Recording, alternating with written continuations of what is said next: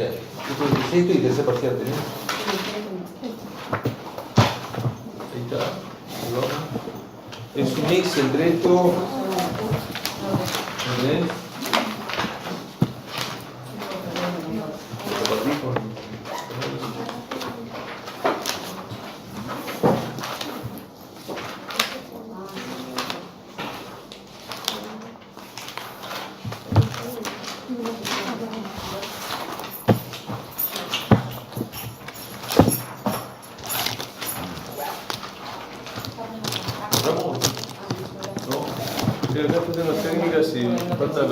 De electroforesis, ¿cuál es? Colorimetría, va a ser de otra Eso parte. es, ¿eh? Colorimetría es otra parte. Sí, ahí yo. Es acá.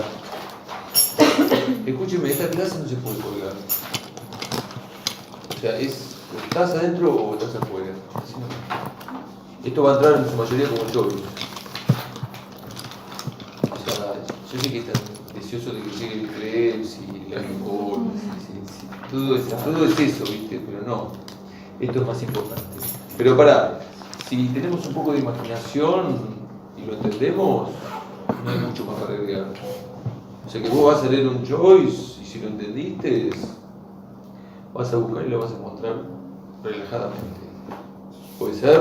Entonces, si no lo vimos nunca, que es el caso creo de casi todos, a ver qué onda, es como, mira, una técnica, voy a contar esta técnica, le pones carne, le pones cebolla, le pones sal, le pones pimienta. ¿Puede ser? A ver qué onda. Vamos a ver.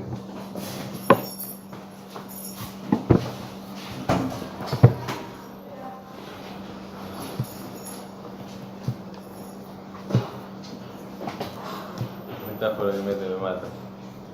Son buenísimas. Las metáforas que usan.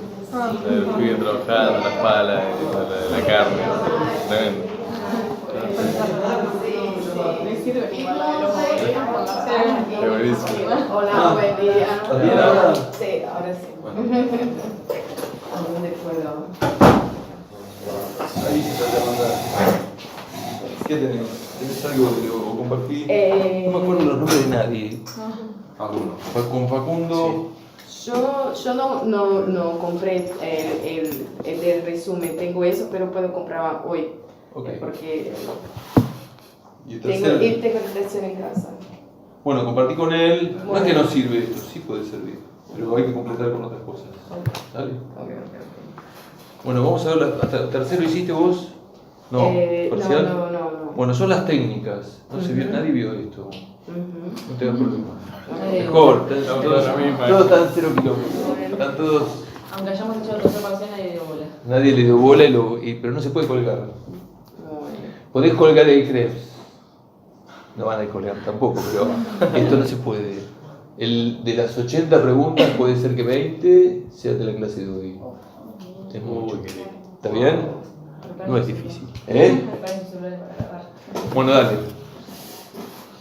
Vamos a ver algo de las técnicas. Si ellos quieren enseñar, quieren que vos seas técnico, no. Y vamos a mezclar con un apunte que se llama bioquímica clínica. ¿Qué dice eso? Nadie sabe tampoco de qué se trata. Que yo puse ahí, digamos, se sacaron 2 hojas que son un resumen. Está más adelante esto. El que no la tiene, agarra el celular después y le saca una foto. Dale. Eso está. Créeme que sí, ahí está. Después de esa está. Esto. ¿Está bien? Pero no, nadie vaya ahí. O sea, yo lo estoy mostrando para que estén convencidos de que y no estén preocupados de que todos tienen. ¿Está bien? Pero volvemos a la página de donde estábamos, de técnicas, RIA. ¿Qué significa RIA? Es la abreviatura de radio inmunoensayo, digamos. Y se llama así porque radio implica que la detección es con un isótopo radiactivo y la palabra inmuno a que va a suceder una reacción antígeno-anticuerpo, digamos. Y el laboratorio emplea un RIA cuando quiere medir la concentración de una sustancia que está en muy pequeña cantidad. Por ejemplo, si queremos medir la concentración de una hormona, usamos un RIA.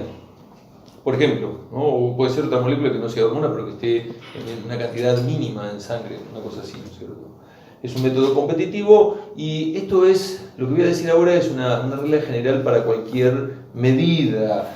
Cuando uno tiene que medir algo, primero tiene que calibrar la técnica, poner a punto la técnica para después proceder a medir. Siempre doy el mismo ejemplo.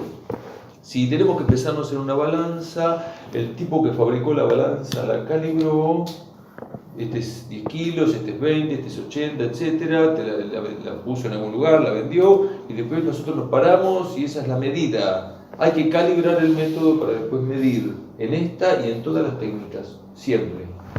Entonces, vamos ahora con la parte de la calibración, con lo cual esto significa que se le sacó sangre al paciente, digamos, la sangre, no laburás con la sangre, ahora la fue a parar a la heladera, digamos, y vos ahora trabajás solamente con reactivos que te compraste. En el laboratorio vino un pibe con una moto, un proveedor, digamos, y trajo una serie de drogas, vos pagaste, te lo dio y con eso vos vas a calibrar. ¿Dale? Entonces, ¿qué drogas se requieren para calibrar el radioinmunoensayo? Básicamente 3, que son las que hay figuras, digamos. Una solución del ligando u hormona que está indicada con esa S mayúscula, de concentración totalmente conocida. Una solución del mismo ligando pero marcado con radiactividad, está indicado como S asterisco, se lo llama trazador. Y una tercera solución, digamos, de anticuerpos, está indicada con esa L mayúscula, que sean policlonales. Bueno, en algún momento discutiremos lo que es polimonoclonal, pero no importa, anticuerpos que te los compraste y que no haga ninguna diferencia entre aquella molécula que tiene y no tiene radioactividad. Con lo cual lo que quiero decir es que si vos tenés que medir, digamos, por ejemplo, glucagón en el suero de un paciente, que se puede hacer por día, vos te compras una solución de glucagón purificada, una solución de glucagón marcado con radioactividad y una solución de anticuerpos antiglucagón. Son 3 drogas que te trajo un pibe y que pagaste. ¿Está claro? Entonces, es un simulacro lo que vamos a hacer de la medida, digamos. Entonces, en una gradilla ponemos una secuencia de tubos de ensayos en donde agregamos las siguientes cantidades en los siguientes órdenes, digamos. En todos vamos a poner una cantidad fija y constante de L, que es la solución de anticuerpos. Es como una receta lo que te voy a contar.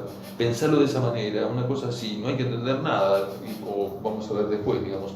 Segunda agregado, en todos ponemos una cantidad fija y constante de ese asterisco que es la hormona radiactiva. Después de esos 2 primeros agregados se va a formar el complejo antígeno anticuerpo radiactivo que abajo figura con la simbología LS asterisco. ¿Lo vemos todos? Bien, hasta ahí todo es igual para todos los tubos de ensayo. Tercer agregado, salvo el primer tubo donde agregamos agua, ese se llama tubo blanco o de unión máxima. Blanco o de unión máxima, tercer agregado agua. En todos los demás ponemos cantidades crecientes y conocidas de hormona sin radiactividad, dice S1, S2, S3, S4. Y después de poner esto, se va a manifestar un efecto competitivo que se ve en la reacción que está escrita abajo, porque lo que va a ocurrir es que S va a competir con S asterisco por pegarse a L, que es el anticuerpo. Está claro que estoy diciendo método competitivo. De manera que, producto de esa competencia, lo que va a quedar es LS asterisco, perdón, LS y S asterisco va a quedar suelto. ¿Me explico? O sea, ¿qué va a ocurrir? Cuanto ese principio de Chatelier, cuanto más S vos pones, la reacción más se desplaza hacia la derecha. Vas a tener más S asterisco libre porque lo echó ese que no tiene radioactividad, que fue creciendo tubo a tubo. ¿Me sigue, no es cierto? De manera que eso se ve en el gráfico que está abajo, digamos, cuando vos graficás cómo varía LS asterisco en función de S que fue aumentando tubo a tubo, decrece. Producto de que la respuesta es inversamente proporcional, digamos, cuanto más S vos ponés, menos LS asterisco te queda. ¿Me siguen hasta aquí? En esa curva, digamos, que es la curva de calibración, el punto que te toca el eje de las Y, el primer punto, digamos, del 0, corresponde al primer tubo de ensayo, que es el tubo blanco o de unión máxima, que tiene óptima radiactividad porque, como el tercer agregado ha sido agua, es el único tubo donde no se manifiesta ningún tipo de competencia y todo 100% es antígeno anticuerpo radiactivo. Sí, ¿no es cierto? Bien. Ahora, en el radioinmunoensayo vamos a llamar fracción unida a LS asterisco y vamos a llamar fracción libre a S asterisco suelto. Son formas de hablarlo. Fracción unida, lo que está pegado, la hormona radiactiva pegada FU, lo que está pegada con el anticuerpo. FL, fracción libre, la hormona radiactiva suelta, digamos. Como en todos los tubos de ensayos. O sea, ¿qué es lo que ocurre? Vos pones una cantidad constante de S asterisco en todos los tubos. Pero esa cantidad de ese asterisco en cada tubo está repartido distinto entre aquello que está pegado con el anticuerpo y lo que no. Porque vos tenés diferentes grados de competencia en cada tubo. O sea, ponele que tenés 10 moléculas radiactivas en todos los tubos. 10 moléculas de ese asterisco en todos los tubos. En el primer tubo tenés esas 10 moléculas de ese asterisco pegadas a L, porque agregás agua. Ahora, cuando pones un poquito de S, tenés, ponele, ese asterisco libre y 9 pegadas con el anticuerpo. Cuando pones más S, tenés más ese asterisco libre y menos... ¿Me explico lo que estoy diciendo? Por eso va decreciendo. Pero la radiactividad total es constante en todo el tubo de ensayo, porque la suma de la fracción unida más la libre siempre es el mismo valor. Ahora, como para hacer el gráfico que está a continuación, te interesa saber cuánto fracción unida tenemos, ese asterisco, tengo que en todos los tubos de alguna manera separar fracción unida de fracción libre y quedarme con la unidad. Claro, ¿cómo lo logramos eso? Una posibilidad que está mostrada abajo al pie de la página es emplear un segundo anticuerpo o antianticuerpo, que significa lo que se ve en el dibujito, digamos. O sea, si ahí tenés la fracción unida, que es ese asterisco pegada a L, que es la horquilla esa, entonces lo que se hace es poner un segundo anticuerpo o antianticuerpo que reacciona contra el primer anticuerpo, y todo eso es tan pesado que precipita y se va al fondo del tubo de ensayo. Entonces el segundo anticuerpo te tira al fondo de la fracción unida, dejando la fracción libre soluble. Una posibilidad podría ser esa. ¿Lo podemos imaginar lo que estoy diciendo? Bueno, la cuestión es que hay distintos métodos, ¿cierto? Con lo cual vos separás fracción unida de fracción libre y ya está. Hay otro tubo, todo esto va a tener como choice, con lo cual si entendés la receta que te estoy contando, buscá la opción y sí, cómodamente. ¿Se entiende esto, no es cierto? Hay otro tubo que no está dibujado ahí y que tiene que ver con lo siguiente. Lamentablemente, parte de las moléculas radiactivas se adhieren inespecíficamente a las paredes del tubo de ensayo. Y a vos no te importa lo que se pega al tubo de ensayo, te importa lo que se pega con el anticuerpo. Supuestamente aquello que se pega al tubo de ensayo se lo tenés que restar, no te importa, ¿está claro? Ese tubo, que donde están dibujados los tubos de ensayos, al lado de ese tubo de unión inespecífica, significa eso. ¿Qué tiene el tubo? Te van a preguntar, va a poner un choice donde te va a decir qué contiene el tubo de unión inespecífica. Y vos vas a buscar la opción donde dice que solamente tiene la hormona radiactiva, ese asterisco, pero no tiene anticuerpos. Porque si vos en un tubo de ensayo pones la hormona radiactiva sin anticuerpos y después la vas y medís, lo que vas a medir es cuánto inespecíficamente se adhirió al tubo de ensayo. No sé si se entiende. Y ese inespecífico que vos medís, se lo restás a todas las fracciones unidas para tenerlo específico. Del total que vos medís de fracción unida, le tenés que restar una fracción que lamentablemente es inespecífica para obtener lo que a vos te importa, que es lo que te une con el anticuerpo. ¿Vamos con la receta de Gourmet? ¿Sí? Bueno, ya está. Hiciste todo esto. Entonces te cuento, repito. Pones una gradillita, pones cantidad constante de L, pones cantidad constante de ese asterisco. En el primero pones agua, en los demás pones cantidades crecientes de S sin asterisco para que se genere la competencia. Una vez que dejas incubar, separás la fracción unida de la fracción libre.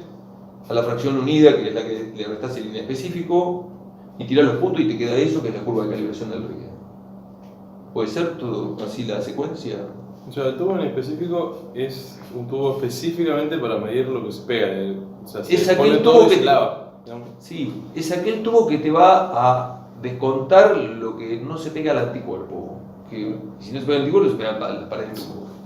Está bien, ¿no? Ya está. Va a haber un choque que diga eso.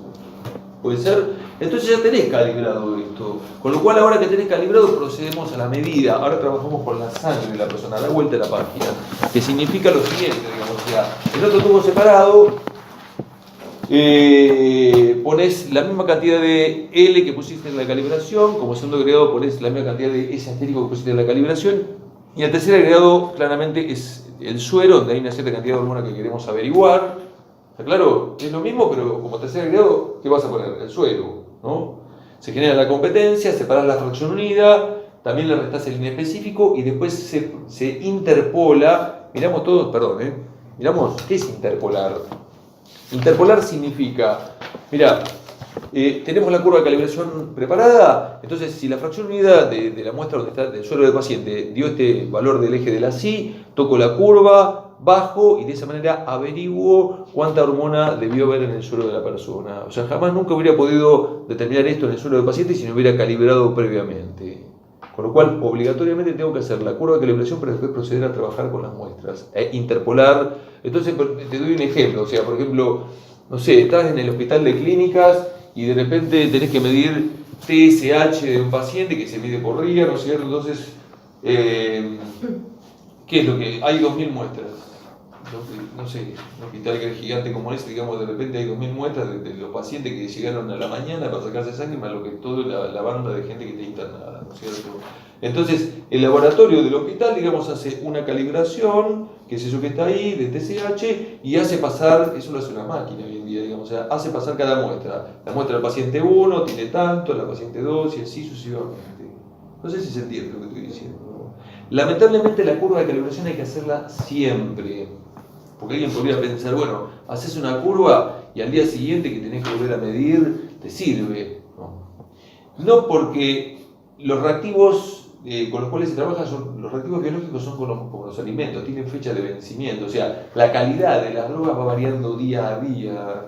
Entonces, el laboratorio, como digamos, responsablemente tiene que calibrar siempre, que tiene que hacer una medida para saber la calidad de las drogas ese día en el cual se está haciendo la medida. Cuando nosotros sacamos sangre y nos dicen venga a buscar sus resultados en 7 días, no significa que esto demore 7 días en hacerse porque esto digamos, se hace en un par de horas, sino que en esos 7 días recolectan la mayor cantidad de muestras posibles de muchos pacientes para tirar una única curva y que resulte rentable. O sea, no puede por cada persona hacer una calibración. O como son todas cosas caras, porque suelen ser reactivos que vienen de afuera, caros, entonces para ahorrar plata también te dicen, de repente tengo que medir vitamina D, digamos, no sé, o algo raro con el que tienes que medir. Entonces el hospital, porque también esto ocurre en el hospital, te dice, mira, nosotros tiramos los martes ese vitamina D, porque cuesta guita. Entonces de martes a martes, si vos te fuiste a sacar sangre un jueves, tenés que esperar hasta el martes siguiente para que hagas la medida, porque es así. Está claro lo que estoy diciendo, ¿no?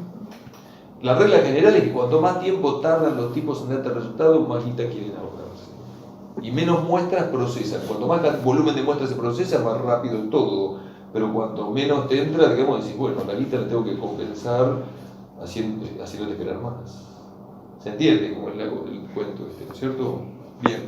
No es muy complicado esto, ¿no? Vos vas a verla en el Choice y si lo entendiste no vas a tener ningún tipo de conflicto. Ahora, lo que sigue después es un tema medio matemático que no vamos a darle mucha bola, que es el siguiente, digamos. Cuando uno interpola, que quede claro que interpolar es entrar desde Y y desembocar en X, ¿no es cierto? Cuando uno interpola de representaciones que son curvas, los números obtenidos en X tienen mucho error, pero no así cuando vos tenés una recta. Entonces, viste que vimos ayer encima, así que pasábamos de la hipérbola a la recta, bueno, acá también, o sea, queremos que esto se transforme en una recta. Entonces, algún tipo buscó alguna función matemática para linealizar la curva de calibración. Entonces, en bioquímica clínica va a haber una sección que habla de cómo es un método y te va a decir, queremos una curva de calibración, digamos, que sea lineal, porque lo lineal te da menos error. Entonces hay una función matemática que no tenemos que saber, la llamada función logit. La función logit te rectifica la curva para que el número que obtengas sea mejor. Que vuelvo a repetir, antes hacía todo manualmente y hoy en día lo hace una máquina todo eso. O sea, tenés un soft que te rectifica, que vos pones los datos y te procesa y te sale la papeleta con todo. Es esto que estoy explicando. Está claro, ¿no es cierto? Entonces en el eje, nada, no creo que jodan, en el eje de la SI, en vez de graficamos esa función matemática llamada logit, que acá figura la fórmula que nadie tiene que saber, y en el eje de las X el logaritmo de la hormona, qué sé yo, una cosa así. No calienta. Esto se entendió, ¿no es cierto? Método competitivo. Cuando vamos a obtener RIA, cuando queremos medir algo que está es súper sensible RIA. O sea, si vos querés buscar una molécula de algo, no sé, algo súper mínimo, el RIA es la técnica indicada. Ahora, alguien pensó que se podría mejorar este método porque vamos a suponer que queremos medir glucagón, digamos, o sea, en el RIA empleás anticuerpos antiglucagón, pero se podría mejorar si en vez de emplear anticuerpos vos empleás el receptor para la hormona, porque supuestamente el receptor está diseñado para la hormona y debería superar al anticuerpo, digamos. Entonces, en algún momento aislaron, esto va a entrar en el choice, o sea, aislaron los receptores, digamos, de la hormona, digamos, y hicieron exactamente lo mismo, pero resultó ser peor. ¿Por qué? Porque cuando vos sacás el receptor de la membrana, las propiedades del receptor se pierden. Entonces la alternativa que se pensó es, bueno, no vamos a sacar el receptor de la membrana, vamos a trabajar con la célula completa con el receptor montado en la membrana para que conserve sus propiedades. Y esa técnica emplea un cultivo de células con receptores de la hormona que queremos medir y se llama bioensayo. Bioensayo. No va a figurar en ningún lado va a figurar, no lo busques y en el choice va a aparecer. Y con esto que voy a contarte está bien. ¿Está bien? Bioensayo, entonces el ejemplo de bioensayo es lo siguiente, digamos, por ejemplo, ahí puse cuenta cómo se emplea esta técnica para medir la hormona LH humana, empleando un cultivo de células de Leydig que puede venir del testículo de ratón, que se compran, las células se compran como reactivos también. Entonces, ¿qué vas a hacer primero? Lo que hay que recordar es que cuando la LH interactúa con receptores de células de Leydig, la respuesta fisiológica de esta célula es producir testosterona, que es la propiedad que nosotros vamos a medir. Claro. Entonces, ¿qué vamos a hacer primero? Obviamente tenemos que hacer una curva de calibración. Chicos, yo quiero que eso quede claro. O sea, si algún profesor les pregunta, digamos, o sea, en una medida, cuál es la secuencia de pasos, tenés que decir que primero tengo que calibrar con drogas adquiridas para después proceder a medir. Esa es la respuesta, no hay otra. ¿Está claro, cierto? Bueno, hay que calibrar, comprate las células, comprate las drogas, comprate todo, ponemos a punto para después medir, hacer más o menos lo mismo. Entonces, en una gradiza ponemos una secuencia de tubos de ensayo en donde ponemos una cantidad fija y constante de células de Leydig y ya en el primer tubo que agregamos agua que corresponde al tubo blanco, en los demás ponemos cantidades crecientes y conocidas de LH que te compraste. LH 1, 2, 3, 4 y así. Simulacro. Sangre no. Conforme uno pone cantidades crecientes de LH se produce más cantidad de testosterona. Testosterona en el blanco prácticamente nula, T1, T2, T3, T4, ¿no es cierto? ¿Y qué vas a hacer después? Después lo que se hace es medir la testosterona generada en cada tubo de ensayo con un RIA. O sea, haces un RIA para testosterona y decís, bueno, el tubo 1 tiene tanto, el tubo 2 tiene tanta testosterona, y así, averiguar. Con lo cual, página siguiente, esto da cabida a graficar la curva de calibración, que es medir la concentración de testosterona en función de la cantidad de LH que pusimos tubo a tubo, que es una respuesta creciente, hasta que llega un momento en el cual se aplana la curva, producto de que en algún momento se saturan los receptores celulares, ¿no es cierto? Ya sobrepasada cierta cantidad de LH no hay más producción de testosterona. De manera que una vez que calibramos el método, procedemos a la medida con el suero, en otro tubo separado ponemos la misma cantidad de células que pusimos en la calibración y ponemos un volumen de suero donde hay una cierta cantidad de LH que queremos averiguar, se produce la cierta testosterona que medimos y con esa testosterona medida, digamos, interpolamos en la curva, que lo de siempre, digamos, con esa testosterona entrar del I de la curva que vemos arriba, digamos, tocas la curva, bajás y decís, bueno, usted tiene tanta cantidad de LH en sangre. La pregunta sería, ¿qué ventaja arroja este método? Porque la verdad que es mucho más complejo que el RIA, hay que hacer entre medio un RIA y hay que elaborar con células, que es carísimo, y el punto es el siguiente, digamos, o sea, el bioensayo te cuantifica lo que vos tenés, pero digamos, te cuantifica lo biológicamente activo. El bioensayo no te dice cuánto total tenés en sangre, te dice cuánto biológicamente activo tenés, porque el punto es el siguiente, digamos, o sea, vos no medís directamente la molécula que te interesa, que en este caso es el LH, vos medís la resultante de lo que produce la LH, que es la testosterona. Que lo que quiero decir es que si la testosterona tiene una mutación o tiene alguna historia, vos la tenés en sangre, pero no está activa. No sé si es claro, digamos, o sea, el bioensayo, es posible que un RIA dé positivo, que significa que hay una hormona circulante, pero que el bioensayo dé negativo, con lo cual está indicando que está mal la hormona. No sé si claro. No te dice lo total que tenés, te dice lo biológicamente activo, que es mucho más interesante para el médico. ¿Está claro? ¿Cómo podrían preguntar esto? Algo así, digamos, o sea, que es como choice y todo. O sea, te dicen, bueno, se sabe que un paciente tiene una ACTH que presenta una mutación puntual. Y queremos saber si la mutación afecta la actividad de la ACTH. ¿Qué técnica usted elegiría para comprobarlo? Entonces podemos decir bioensayo, digamos, o sea, me compraría células de suprarrenal tiene receptores para ACTH. Nosotros creo que sabemos que cuando la ACTH interactúa con las células, me compro ACTH buena, porque tengo que probar, la calibración tiene que ser no con cosas mutadas, tiene que ser con cosas que funcionan bien. Digamos, me compré ACTH joya, calibro, pongo ACTH todos los tubos crecientes, digamos que mido el cortisol que se genera, calibro todo perfecto, digamos, y después pruebo el tubo de superrenal, digamos, con las células de suprarrenal, pruebo las ACTH del paciente, y bueno, y la verdad que si no hay producción de cortisol, la mutación la liquidó. Y si tenés producción de cortisol, la mutación no fue tan dañina. No sé si claro que estoy diciendo. Una cosa así podría llegar a ser. No se hace bioensayo para hormonas esteroides, solamente para hormonas proteicas. Claudio, ¿para qué era que le agregabas suero después? Porque no es que le agregas suelo, digamos, o sea, vos primero calibrás con cosas que compraste y cuando vos trabajas con el suelo es el suelo del paciente, en el cual vos querés medir qué es lo que pasa con él. Siempre que hablo de suelo es la medida. La primera parte es la calibración, que es hacer un simulacro con lo mismo, pero con cosas que vos ya que te compraste. Y cuando hablamos del suelo es qué pasa con el suelo del paciente. Yo quiero saber cuánto hay ahí. ¿Para todos es claro esto? Habías dicho que era para hormonas esteroides, ¿no? Para hormonas proteicas solamente el bioensayo, Ah. cuyos receptores son de membrana. No pueden ser hormonas esteroides cuyo receptor es intracelular. ¿Está claro? No puede ser.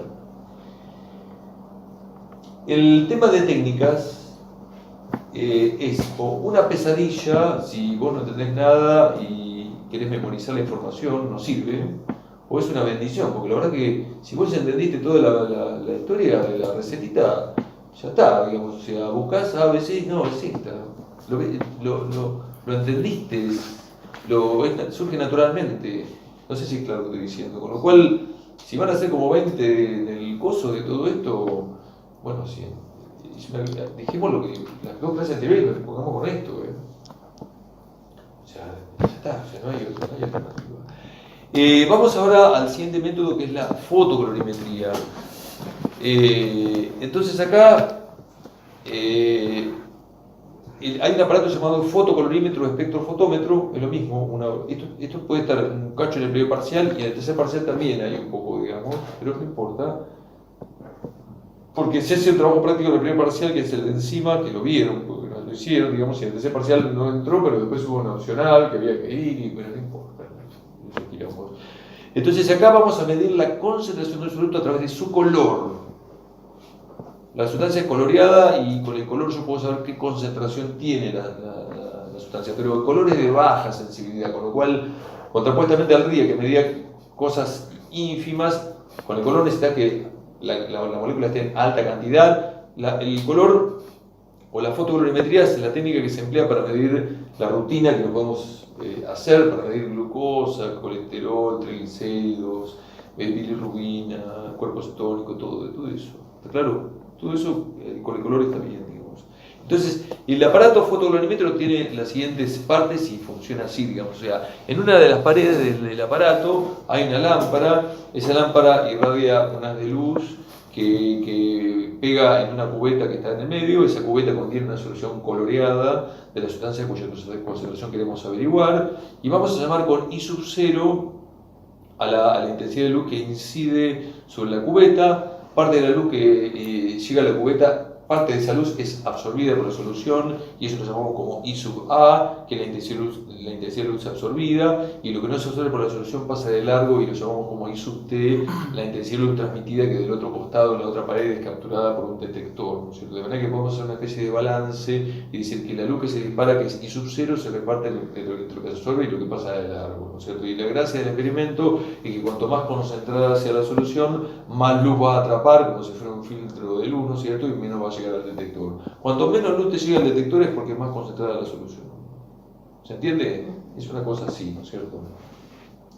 El aparato tiene una especie de dial, que es ese círculo, que es un selector de longitudes de onda. Lambda es longitud de onda porque la absorción depende de la longitud de onda, digamos, o sea, de la energía, de la radiación, con lo cual lo que quiero decir en pocas palabras es que si el soluto que está en la cubeta absorbe luz de 500 nanómetros y le disparo luz de 700, todo lo que le disparo pasa de largo. Vos le tenés que disparar luz cuya energía justo absorbe el soluto, para la cual alguien lo averiguó. El equipo te va a dar digamos, te va a devolver un número llamado absorbancia. La A mayúscula significa absorbancia. Abajo hay una formulita que dudosamente lo pregunten, pero la absorbancia es el logaritmo decimal de la intensidad incidente sobre la intensidad transmitida. Esa cuenta que no se entiende significa de lo que se disparó, cuánto quedó absorbido, una cosa así. Por eso es absorbancia, ¿sí? Y la absorbancia, fórmula que es la única que rescato, la que voy a decir ahora, se relaciona directamente con la concentración, fórmula que está al pie de la página, mediante la llamada ley de Lambert y Beer, digamos, en la cual la absorbancia es igual a A por B por C, donde C corresponde a la concentración del soluto que está en la cubeta. B es un parámetro llamado camino óptico. El camino óptico en el aparato de arriba figura como B la distancia interna de la cubeta. El dibujo de fotocolorímetro dice B arriba. ¿Lo encontraron arriba? El dibujo de arriba ¿lo vieron? B es la distancia que le recorre internamente la cubeta, que suele ser 2 centímetros, digamos, y A es un factor de proporcionalidad que se llama coeficiente de absorción molar, de modo tal que como A y B son dos números constantes, demos vuelta a la página, cuando explicamos cómo varía la absorbancia en función de la concentración, debe ser una línea recta, porque esa es la ecuación de una recta, ¿cierto? Recta que no es eternamente, sino que sobrepasada cierta concentración límite ya deja de valer. O sea que la ley de Lambert y Beer solamente se cumple cuando las concentraciones son diluidas. A bajas concentraciones se cumple la ley de Lambert y Beer, pero no a elevadas.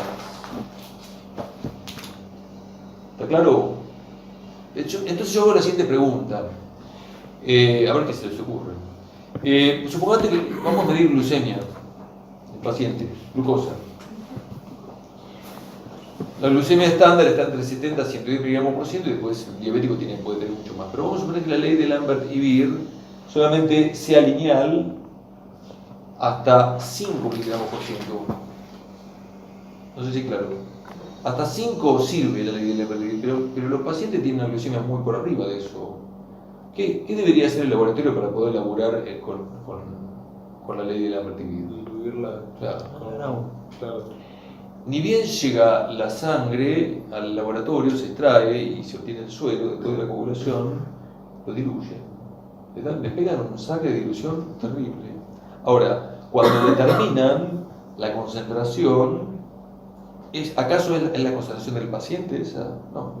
Es la formulita de diluciones, volumen inicial, concentración inicial, igual volumen final. Es la final la que determinas. Y después, con esa cuenta, sacar la cuenta para sacar la inicial, que es la que le decís a la persona. Lamentablemente, ningún soluto que tenemos en sangre nosotros se ajusta al rango de la ley de Lambert y Beer. Hay que diluir siempre, pero ¿qué te importa? Diluís, calculás la concentración y después recalculás la inicial y esa es la que tenés. ¿Estamos de acuerdo con esto, no es cierto? Bien. Entonces, vamos a ver, ahí dice a continuación, viste que tenés que, en el tema no es algo tan crítico, pero hay que entrar en la imaginación. Ahí dice determinación de proteínas por el método de Bradford, que no se hace esto, digamos, pero los chicos me dijeron que en la Enjoy se aparece la palabra Bradford, con lo cual si aparece la palabra Bradford, es esto. ¿Estamos de acuerdo todos? Ya está. Pero no importa, está la proteína por el método de Bradford, está la medida de la glucosa por un método llamado método de la glucosa oxidasa peroxidasa, está el método de la urea por el método de la ureasa, la bilirrubina lo medís por el método de Van der Berg. Entonces, ¿por qué tanto título si es lo mismo todo? Porque el punto es el siguiente. Como la gran mayoría de los solutos que vamos a medir no tienen color, vos le tenés que agregar un reactivo específico que cuando reaccione con el soluto que a vos te importa, desarrolle un color. El reactivo de Bradford te da color a las proteínas, el método de la glucosa oxidasa peroxidasa hace que la glucosa que no tenga color se ilumine con color, la ureasa, el método de la ureasa hará que la urea que no tiene color desarrolle color, el reactivo de Van der Berg, la bilirrubina no tiene color, se ilumina con color, pero es todo lo mismo. ¿Estamos de acuerdo? Entonces, ahí dice proteína, o triglicérido, colesterol, no calienta. X es la molécula que vos querés medir, que tiene que estar en elevada cantidad, porque una hormona no podés usar, hacemos sonrilla, ¿no? Entonces, ¿qué vas a hacer primero? Obviamente, lo de siempre, hay que calibrar. Te compraste todo. El paciente le sacaste sangre y la ignorás la sangre en este momento. No. te compraste el colesterol o proteínas o todo, el reactivo que genera color específico también te lo vendieron, todo se compra. Entonces, en una gradilla pones una secuencia de tubos de ensayos, en donde salvo en el primero que agregamos agua, en los demás ponemos cantidades crecientes de la molécula X que vos querés medir, que puede ser proteínas o otra cosa, ¿no es cierto? O glucosa. Le pones luego unas gotas de RGC, significa reactivo generador de color, que depende del soluto en cuestión. ¿Estamos? Te dice, bueno, espera 15 minutos para que desarrolle color, va a haber un color cuya intensidad va a aumentar a medida que tenés más concentración de droga, ¿no es cierto? Y después te dicen, bueno, después de pasar los 15 minutos que apareció el color, medí la absorbancia con el fotocolorímetro, la absorbancia del blanco, del tubo 1, 2, 3, 4 y así, ¿no es cierto? El blanco debería dar una absorbancia igual a 0 porque tiene agua, no tiene soluto. Sin embargo, el blanco, esto va a entrar, en el choice va a entrar. El blanco puede dar un poquito de absorción, no por el agua, sino porque a lo mejor el reactivo que genera color te agarra un cacho de luz.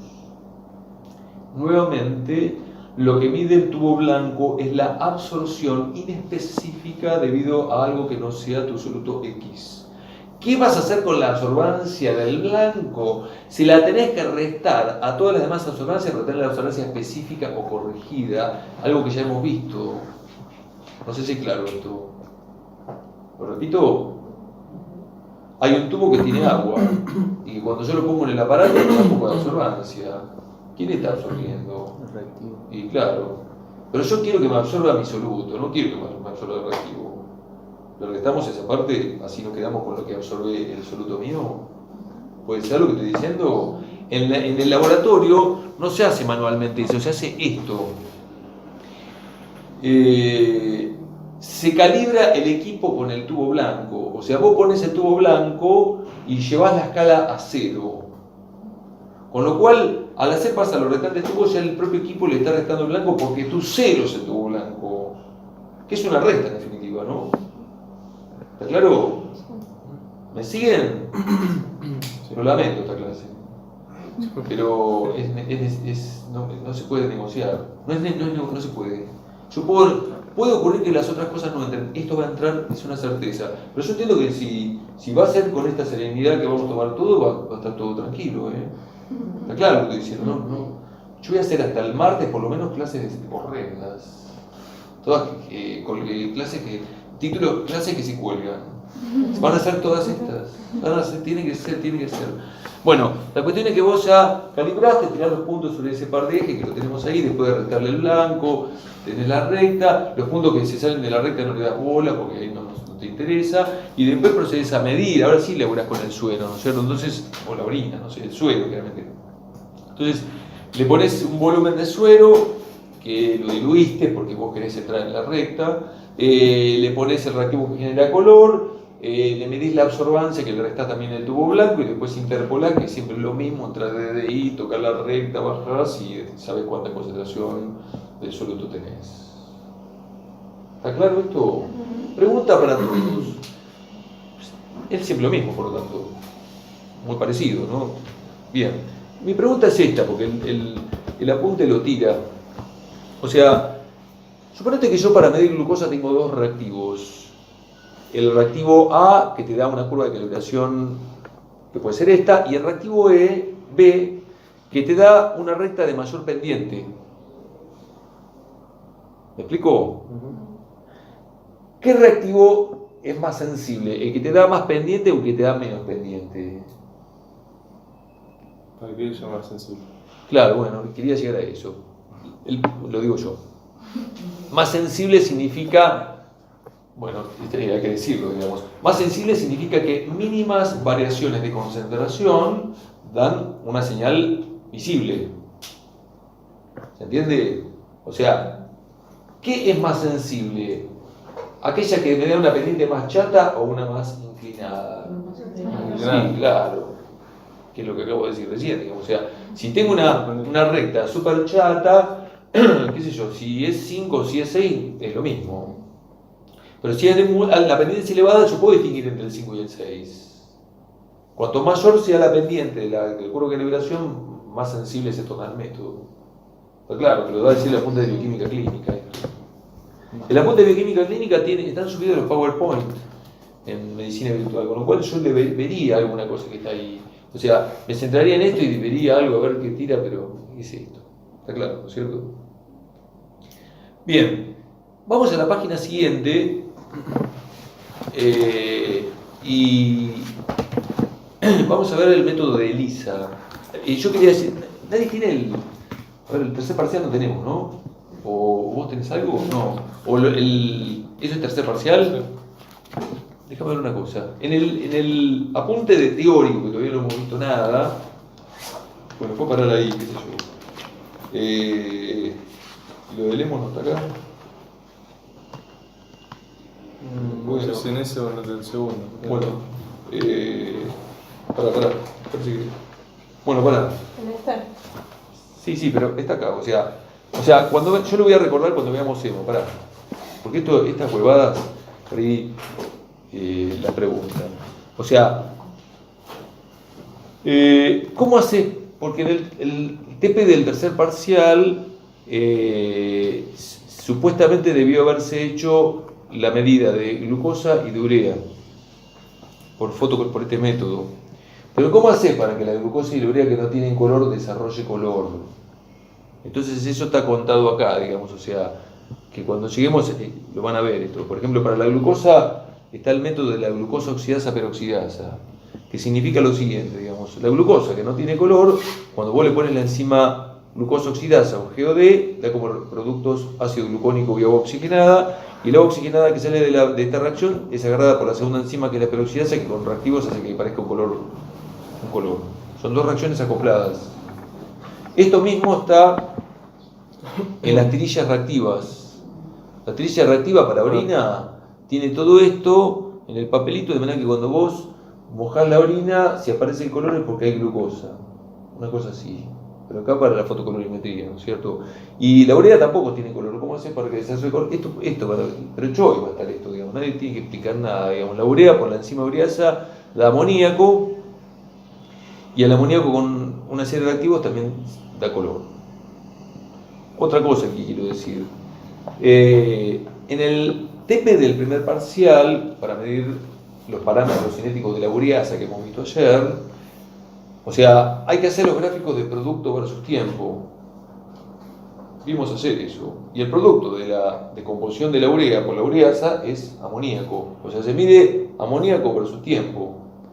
¿Cómo me dice el amoníaco? Con la absorbancia. O sea, vos vas viendo cómo va aumentando la absorbancia a través del tiempo. Y después transformás con la ley de Lambert-Beer la absorbancia en concentración. ¿Se entiende lo que estoy diciendo? Con lo cual, si los tipos hablan de... Es lo mismo hablar de producto versus tiempo a que hablar de absorbancia versus tiempo. ¿Lo perdimos? Experimentalmente, medir el producto, un camino para medir un producto es midiendo la absorbancia de ese producto. Entonces, si vos me decís producto versus tiempo y absorbancia versus tiempo, es lo mismo. Y vos podés convertir la absorbancia en concentración, porque tenés la ley, digamos, de Lambert-Beer, y tenés todos los términos y despejás, ya está. ¿Me explico? Eso es lo que se hace supuestamente en el TP del primer parcial. Medís la absorbancia y transformás la absorbancia en concentración. Y haces P sobre T y medís la velocidad inicial. Que es lo que hace cualquier laboratorio para informarte cuánta gota, GPT, fosfatas alcalina, etcétera, tenés en sangre. Y en la absorbancia. ¿Estamos de acuerdo? ELISA.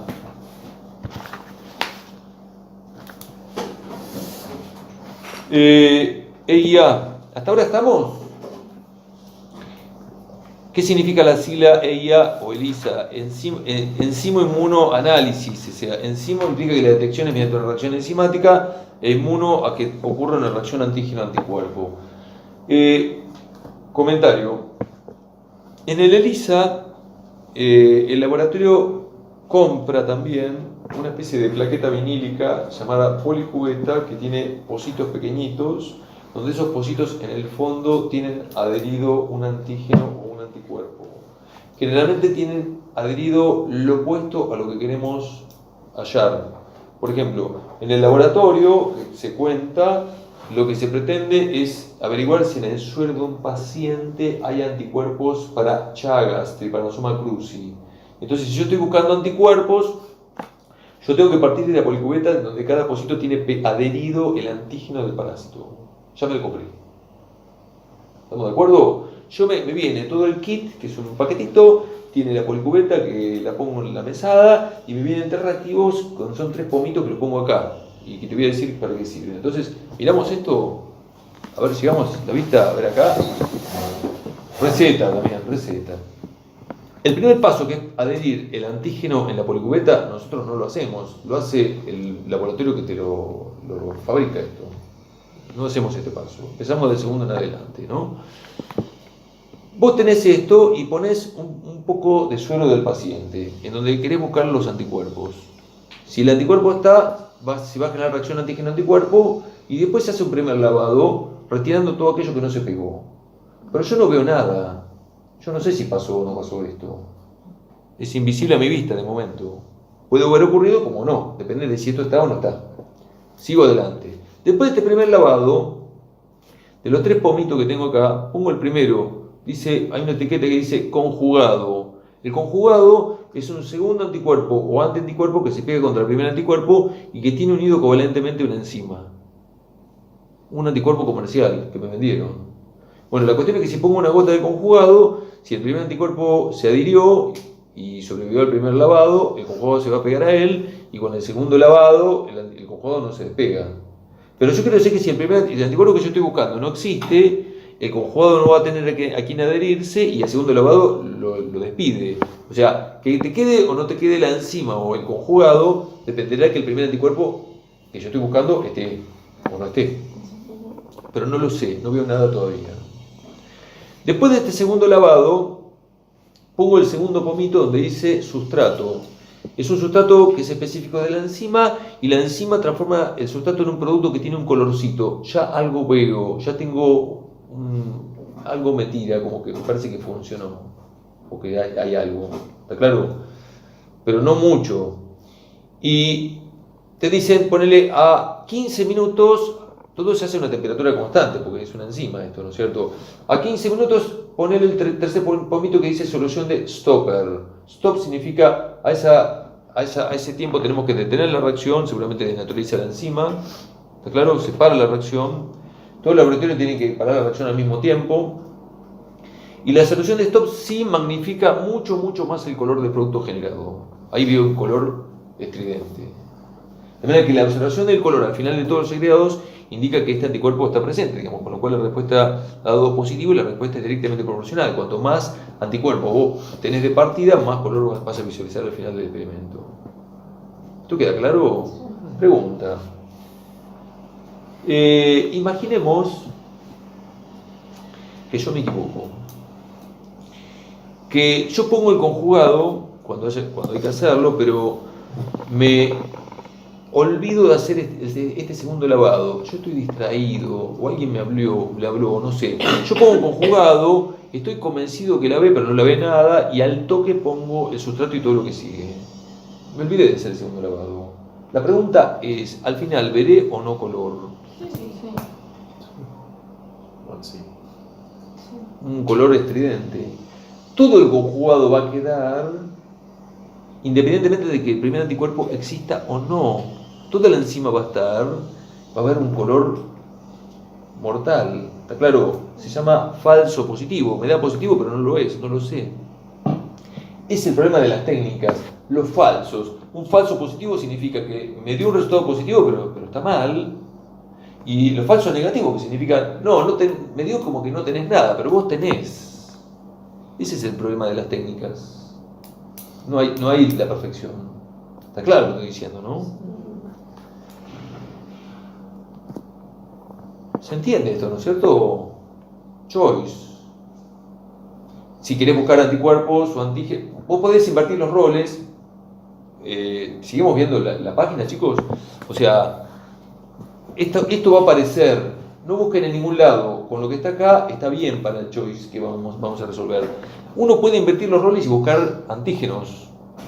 Y si vos querés buscar antígenos, tenés que partir de la policubeta con los anticuerpos adheridos en el fondo. Invertimos, ¿cierto? Entonces, fíjate lo que figura ahí, digamos. O sea, partir del pozo con el anticuerpo, ponés el suero donde buscás el antígeno, que supuestamente es eso que se pega, pero no sabes si está o no está. Y para ser revelado ponés un segundo anticuerpo, un conjugado, que te lo encierra desde otro epitope, digamos, y por eso se llama ELISA sándwich, o del doble anticuerpo, porque el antígeno te queda encerrado dentro del anticuerpo, el que está adherido a la policubeta y el que viene por el otro lado. Y también, si aparece colores, porque te dio positivo y encontraste el antígeno. ¿Estamos de acuerdo? De este procedimiento, que se llama ELISA sándwich, donde vemos color, hay dos alternativas adicionales. En el choice va a aparecer, hay un procedimiento llamado IRMA, que es lo mismo, pero que el conjugado, en vez de tener una enzima, tiene un isótopo radiactivo, y por lo tanto, en vez de ver color, vemos cuánta radiactividad queda en el pozo de la policubeta. Y hay otra técnica idéntica, pero que se llama Delfia, en donde el conjugado transporta una sustancia fluorescente llamada quelato de europeo, y por lo tanto lo que medimos es cuánta fluorescencia se emite. O sea, las tres técnicas son idénticas, pero una mide color, una mide radiactividad y otra mide fluorescencia. El grado de sensibilidad de cada técnica es distinta, de manera que el laboratorio elige cuál es más conveniente usar. Nosotros no le damos nunca bola, pero siempre que te dan una papeleta con algo que te hiciste, abajo te dice, esto lo medimos por tal método, hay siglas, y no le hacemos caso. El laboratorio tiene que decir, yo medí esto de esta manera, nadie le da bola. Pero a lo mejor otro laboratorio usa otra técnica, y también aclara, yo usé esto. ¿Se entiende, no es cierto? Quiero completar lo de bioquímica clínica. Bueno, yo ya tengo el método de medida, ya saqué un método de medida nuevo, vamos a poner. Ponele que tengo que medir glucosa, no sé. ¿Cómo se establece? También este apunte teórico va a decir, ¿cómo se establece el rango normal de algo?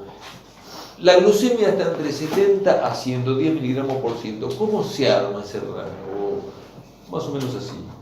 Vos tenés tu método, con el método entras a medir, ponele, sigo con la glucemia en toda la población, y cuando vos recolectás todos los valores de glucemia tienen algo llamado de distribución gaussiana, que significa que la mayoría de los valores caen en la mitad, pero hay valores normales que están antes y después. Todo es normal. Entonces, para hallar un compromiso entre lo normal y lo no normal, se toman los valores que abarcan el 95% de la población. El 70 a 110 miligramos por ciento comprenden al 95% de los valores normales. Significando esto que hay un 2,5% por debajo del 70 y 2,5% por arriba del 110 que son normales, pero yo no los voy a incluir. Y no los incluyo en ese rango porque ya eso se pelea con lo patológico. Yo no puedo invitar a todos a la fiesta porque entonces ahí se me arma un quilombo entre quién está bien y quién no. Entonces ya, bueno, si tenés algo que se sale de rango, entonces te vamos a estudiar un poco más para ver qué onda. ¿Me explico lo que estoy diciendo? El 95% de la población comprende el rango de normalidad. Ese es un punto. Y el último, o sea, el apunte de bioquímica clínica tiene tres patas, digamos. O sea, qué características tiene un método, cómo armar el rango normal, y la última parte que va a indicar el apunte que seguramente nadie le dio bola, que es un apunte que es importante, pero que está descolocado verlo en el segundo año. Yo estoy convencido de eso. Es cómo podés hacer una predicción, cuán bueno es tu método para hacer una predicción. Porque yo me armé un método que a lo mejor no sirve para nada, qué sé yo, lo quise hacer, quiero vender, no sirve, qué sé yo. Entonces, existe algo llamado especificidad clínica y sensibilidad clínica de un método. Los métodos te lo dicen.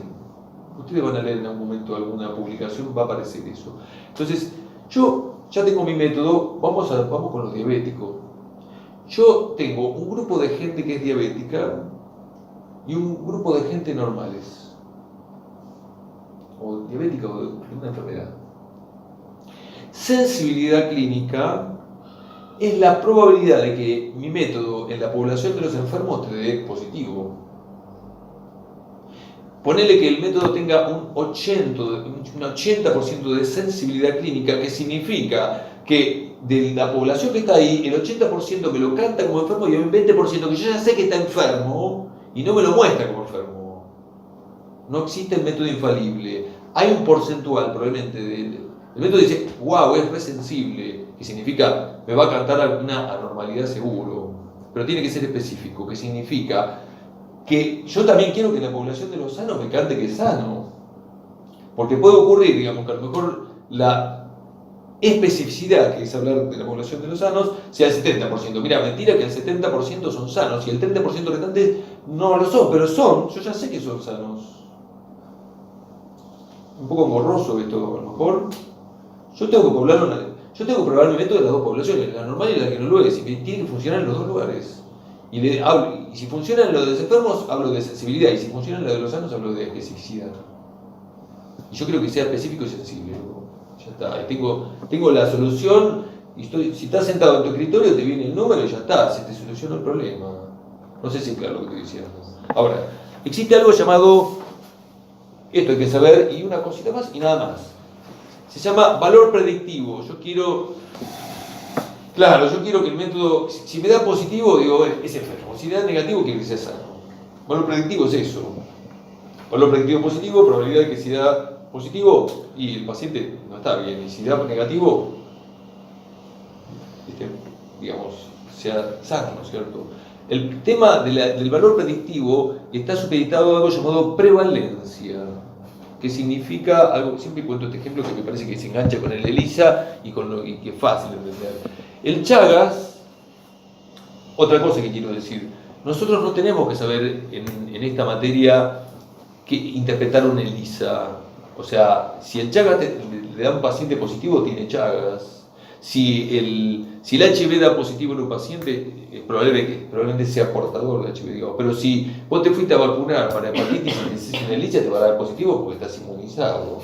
Con lo cual, en algunos casos se implica enfermedad, pero en otros, o tuviste una enfermedad y curaste, tuviste sarampión y tenés los anticuerpos. Claro, si lo tuviste y ya curaste. ¿Me explico? Con lo cual, esa evaluación no es acá donde se hace.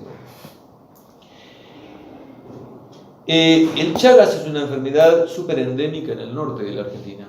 O sea, no sé, zonas cálidas, subtropicales, ¿no es cierto? Con lo cual, si vamos al norte del país, digamos, y un médico pide Chagas y da positivo, no se va a asustar para nada. Hay mucho. Hay alta prevalencia.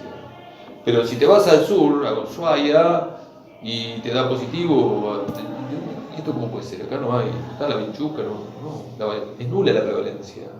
Con lo cual, el valor predictivo está supeditado, digamos, a cuán frecuente es la enfermedad en esa zona geográfica. No podés mandarte, o sea, si te da positivo, no, el laboratorio tiene que hacer, vamos a hacer 500 veces hasta que me convenza. Está claro lo que estoy diciendo, ¿no? O sea, que en el norte no lo va a hacer 500 veces, va a hacer una más y ya está. ¿Se entiende lo que estoy diciendo, no? ¿Se entiende el apunte de bioquímica clínica? Algo como para decir, bueno, puedo explorarlo y ahora puedo entender un poco más. Ahora nos mudamos a unas técnicas que están en el primer parcial, donde dice métodos de fraccionamiento. No sé si lo leyeron esto alguna vez, la parte de electroforesis del primer parcial. Lo vamos a sumar.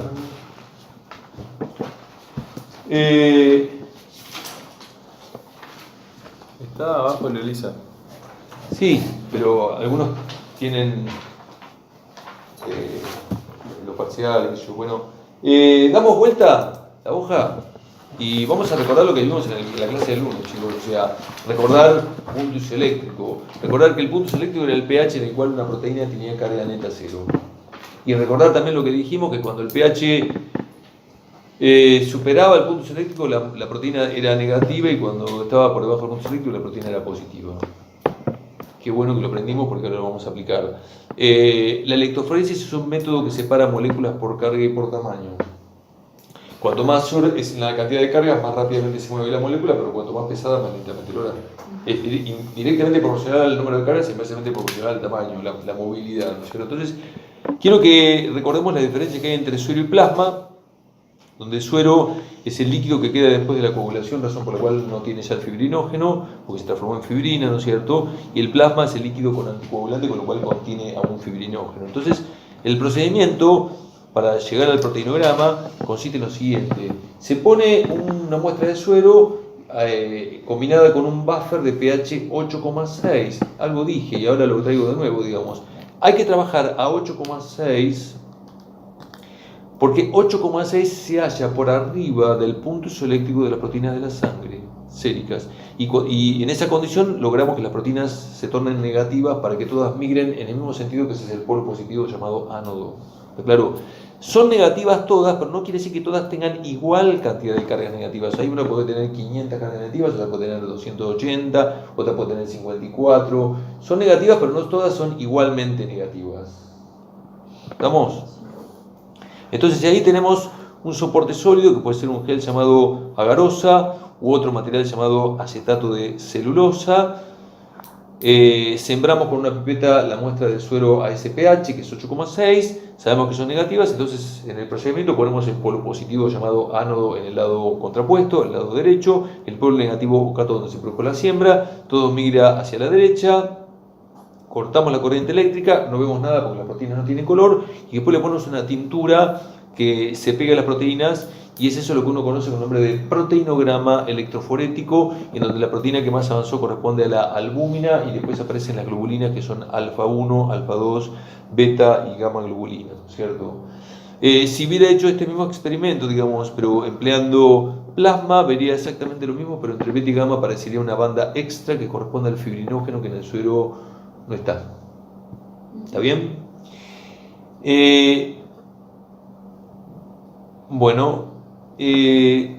La albúmina es la única banda homogénea. Vamos a poner algunas cosas. La albúmina es una banda homogénea. Déjeme el espacio de abajo un poquito porque hay cosas que anotar. Banda homogénea significa que el único componente que tiene esa banda es la proteína albúmina. Solo tiene albúmina, la banda de la albúmina. ¿Está claro? Las demás bandas son bandas heterogéneas, que significa que su composición tiene múltiples proteínas diferentes que justo cayeron en esa ubicación de la electroforesis por la relación carga-tamaño. ¿Estamos? Las gamma globulinas son los anticuerpos o inmunoglobulinas. Anticuerpos o inmunoglobulinas, gamma globulinas, son producidas por linfocitos B o plasmocitos. ¿Anticuerpos o? Inmunoglobulinas. Es lo mismo. ¿Y quién genera las inmunoglobulinas o anticuerpos en nuestro cuerpo? Los linfocitos B, que se llaman plasmocitos cuando se activan. Las demás bandas tienen proteínas en su mayoría de origen hepático. Salvo el linfocito B que producen las gamma globulinas, las demás son casi todas, no todo, de origen hepático. ¿Está claro? Cosas que quiero que anotemos abajo, si te quedó algún espacio, o en algún lugar, chicos. Dos números que hay que saber, son los únicos que hay que saber. Concentración de proteínas totales, en sangre por supuesto, concentración de proteínas totales, ponemos en igual,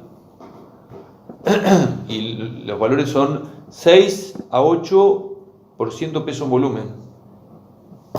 O sea, la cantidad de proteína que está en sangre es de 6 a 8 gramos por cada 100 centímetros cúbicos de suero, ¿cierto? Y el otro número que hay que saber es la concentración de albúmina. Y ponemos 3,5 a 5% peso en volumen. Y pone al lado de la albúmina, entre paréntesis, que es el 60% del total. Esa relación tiene que cumplirse siempre. Tiene que cumplirse que la relación albúmina-proteínas totales sea 0,6. Del total, el 60% es albúmina. Los demás números que pueden llegar a aparecer, los ignoramos. Otra cosa que quiero que anotemos. En el proteinograma, las proteínas no están desnaturalizadas. Están igual que en la sangre, no cambiaron su estructura química.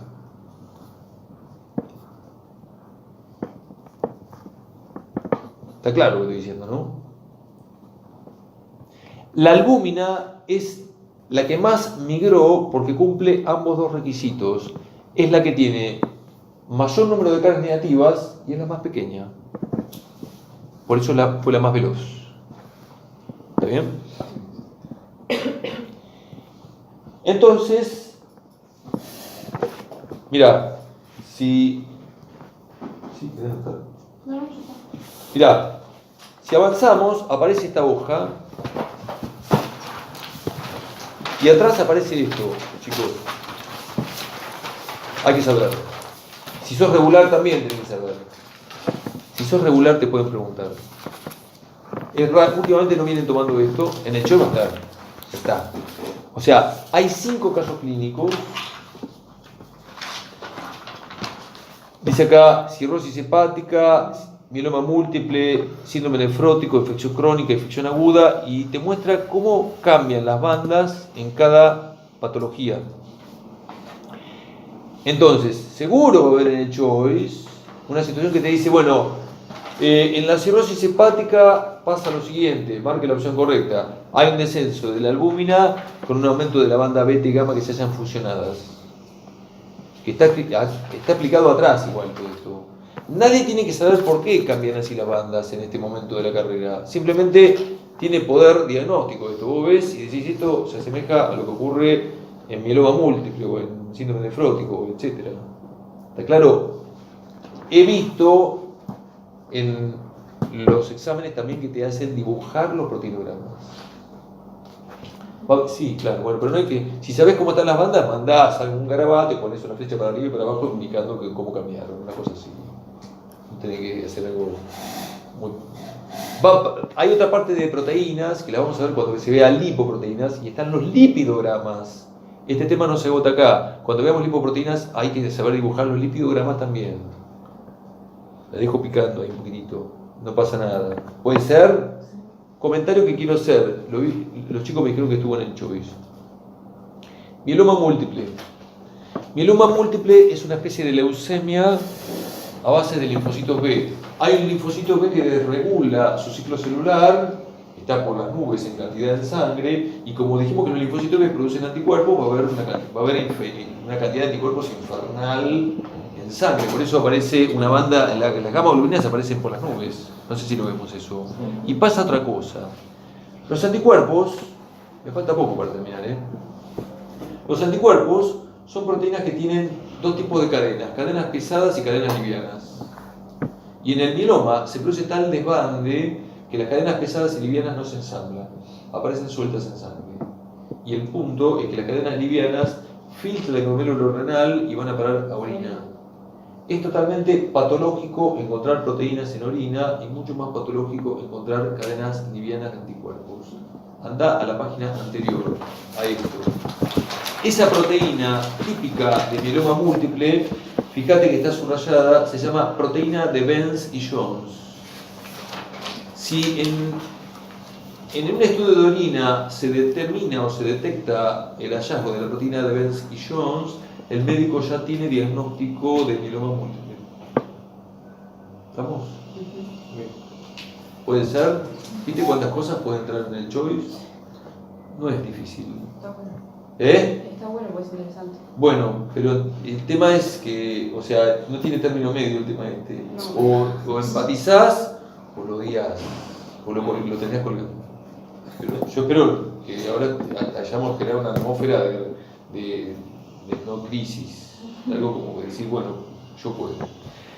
Hay que saber esto.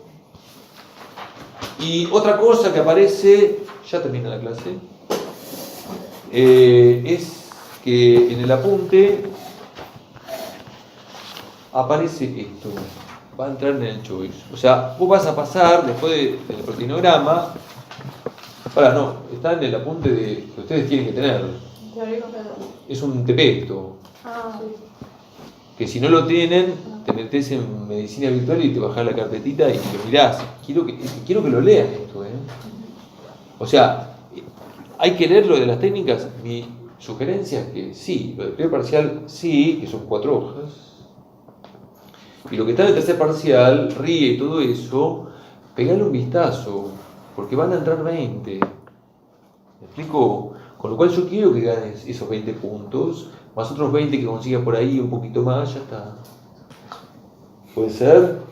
No jodas, porque si de los 20 sacas 5, ya se va a complicar. ¿Para qué? Léelo una vez un poquito, ya está. Hay una parte donde te dice qué hay dentro de cada banda, entonces, que son algunos componentes. Entonces, hacer una tabla que diga alfa 1, alfa 2, beta y gamma, y en columna algunos nombres de proteínas que acá te sugieren, algunas de las cuales seguro ya conocen. En memoria eso. ¿Está claro lo que estoy diciendo? Es choice. Sí. Hay que hacerlo, porque va a aparecer. Puede ser. Y por último, para terminar esto, pueden llegar a decir que algún componente del proteinograma es un reactante de fase aguda. ¿Qué significa? Reactante de fase aguda significa que es una proteína sérica o plasmática que varía su concentración con inflamación o infección. Reactante de fase aguda positiva significa que va a aumentar frente a esa circunstancia. Reactante de fase aguda negativa significa que decrece. Te dice eso, en realidad lo que se usa hoy como parámetro de infección o inflamación es llamado proteína C reactiva. No importa. Que la célula. Son marcadores súper sensibles de inflamación o infección. ¿Está claro? Bien. Último. Mirá, volvé en la página siguiente. Último. Acá. Dice electroforesis. ¿Estamos, chicos? Ya con esto terminamos. Electroforesis en gel de poliacrilamida con un detergente llamado SDS, son siglas. SDS significa sulfato de sodio, nadie tiene que saber eso. El SDS es una molécula anfipática con una cabeza polar, con carga negativa y una porción no polar. Entonces, ¿qué pasa cuando vos a una mezcla de proteínas le pones el detergente SDS, digamos? Primero, los detergentes son agentes desnaturalizantes. Lo que va a ocurrir en este caso es que las proteínas sí se van a naturalizar cuando en la otra electroforesis no ocurría eso, estaban nativas las proteínas, digamos. Y la segunda cosa es entender que los detergentes, como son anfipáticos, forman micelas. Entonces, vos imaginate esferitas negativas, que son las micelas, ¿no?, en cuyo interior se mete la proteína desnaturalizada. La micela esta tiene una proteína, la micela de al lado tiene otra proteína desnaturalizada. ¿Está bien? Entonces yo ahora lo pongo en un campo eléctrico con polo positivo y polo negativo. Siempre, ¿no es cierto? Las micelas son atraídas hacia el polo positivo porque son negativas. Pero la carga de las micelas es toda siempre la misma. Vos imaginate que tenés 100.000 micelas todas iguales en carga. ¿En qué varía? En lo que tiene adentro, en el tamaño de la proteína que transporta. Entonces, lo que hago con el detergente es, o sea, si bien son atraídas por la carga, la migración ya no depende de la carga, sino que depende de su tamaño, porque es lo que difiere una micela de la otra. No sé si es claro lo que estoy diciendo. Con lo cual, fíjate el recuadro que está ahí, que sería una electroforesis. Ahí tenés un gel. Sembramos con una pipeta arriba la muestra de proteínas con el detergente SDS y como sabemos que son todas las micelas negativas, ponemos el polo positivo o ánodo en el lado contrapuesto, el polo negativo o cátodo donde se produjo la siembra, todo migra hacia el polo positivo, cortás la corriente eléctrica, son invisibles a nuestra vista las micelas, pones algo para revelar y aparecen dos bandas que son las líneas que nosotros vemos, ¿no es cierto? Entonces mi pregunta es, de las dos bandas que están a la vista, ¿cuál correspondería a la proteína más pequeña, la banda de arriba o la de abajo? La de abajo. ¿Alguien opina de La de diferente? arriba. Mirá, si las dos salieron del puntito que está arriba, La que mira más rápido. Ah, la más pequeña. Oh, sí. la que más distancia avanzó tiene que ser la más ligera. En una, está claro esto, ¿cierto? En una electroforesis donde la única variable que es el tamaño, son atraídas por la carga de las micelas, ¿eh? Sí. Pero todas las micelas son igual atraídas con la misma fuerza. Son idénticas, pero lo que difiere una micela de la otra es lo que tienen adentro. La proteína que lleva. Sí, entonces el tamaño es lo que acá va a mandar, ¿no es cierto? Siempre que hay separación por tamaño, lo que más distancia recorrió es lo más liviano y lo que más pesa queda ahí arriba relegado. No puedo hacer esta afirmación en la otra electroforesis, La albúmina es la que más migró porque justo era la más chiquita y tenía más cargas. Pero acá la culpa la tiene el tamaño. Este procedimiento, mañana tenemos la segunda parte de las técnicas, es para hacer el conocido Western blot. Hay que primero hacer esto, que se llama SDC page, o ahí como está escrito arriba, para luego proceder con otra parte de la técnica que se lo cuento. ¿Zafa esto o...? ¿Puede ser? Apagamos. Bueno, está bueno que haya pasado, que si nadie vio todo esto,